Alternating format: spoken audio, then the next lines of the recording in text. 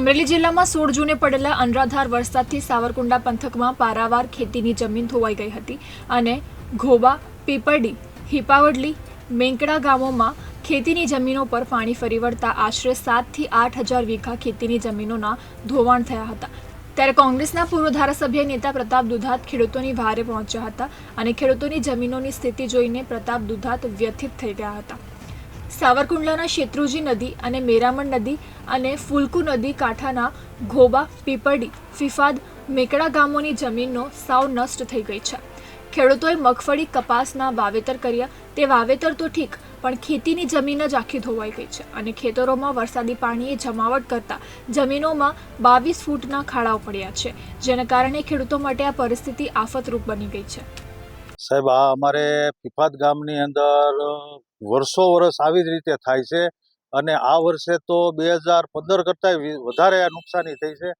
અમારે કોઈ પણ ખેડૂત આખા ગામની અંદર ખેડૂત જેટલા આવતા હોય એટલા બધાને પારાવાર નુકસાન થયું છે અને 100% નુકસાની થઈ છે। ખાલી બિયારણ અને ખાતરની નુકસાની નથી, જમીનનું ધોવાણ એ ટાઈપનું થયું છે કે કાયદેસર એની અંદર આ તમે પાછળ જુઓ તો એની અંદર તમને કાયદેસર ખબર પડે કે આની અંદર કેટલું ધોવાણ થયું છે અને બધાએ કોઈ નુકસાનીનું કોઈ આંકડો લઈએ કે એવી કોઈ નુકસાની એનું ઓલું નથી કે નુકસાની કેટલી છે। અને આ 50 વીઘા જમીન અને એની અંદર મેં કપાસ વાવ્યો હતો, ખાતર વાવ્યું હતું અને આ ટાઈપની અત્યારે જમીન થઈ ગઈ છે પાણીની નુકસાનીથી અને કોઈ વાવેતર થાય એવી કોઈ શક્યતા જ નથી। ખર્ચો કર્યો તો એમાં વીઘે 15-20 કિલો ડીએપી વાવ્યું હતું અને બિયારણ પસા ઠેલી બિયારણ એ બધું અત્યારે વહી ગયું છે। જમીન જ નથી, વાવેતર થાય એવું કોઈ સ્થિતિ જ નથી। આમાં કોઈ બી કોઈ બી હાલતમાં આમાં વાવેતર થાય એવું છે નહીં। સરકાર પાસે એવી અપેક્ષા છે કે અમને કંઈક આ રોજીરોટી મળે એવું કંઈક આપે અને એની કાંઈ સહાય આપે તો વધારે સારું। સાવરકુંડલા તાલુકાના ફિફાદ ગામના ખેડૂતે 50 વીઘા જમીનમાં કપાસનું વાવેતર કર્યું હતું। ડીએપી ખાતર, બિયારણ નાખ્યા બાદ વરસાદ અને પૂર પ્રકોપથી જમીન જ નષ્ટ થઈ જતા વાવેતર થઈ શકે તેવી સ્થિતિ જ રહી નથી। જ્યારે માત્ર ફિફાદ ગામની 3000 વીઘા જમીનનું ધોવાણ થયું છે, જ્યારે ઘોબા, પીપરડી અને મેકડા સાથે 7 થી 8 હજાર વીઘામાં જમીન ધોવાઈ જતા ખેડૂતો રાતા પાણીએ રોવાનો વારો આવ્યો છે। ત્યારે ગ્રામીણ માર્ગોના રસ્તાઓ તો ધોવાઈ જ ગયા છે, સાથે રોડ કાંઠે પૂર સંરક્ષણ દિવાલ પણ ધરાશયી થઈ છે।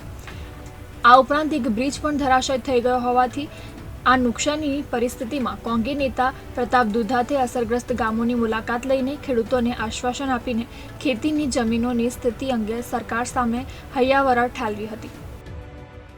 અમરેલી જિલ્લામાં જે રીતે વરસાદ પડ્યો, સાવરકુંડલા તાલુકામાં જે રીતે તબાહી મચી, તમે ગ્રામીણ પંથકમાં આટા મારો છો, કેવું નુકસાન વાત કરો નથી?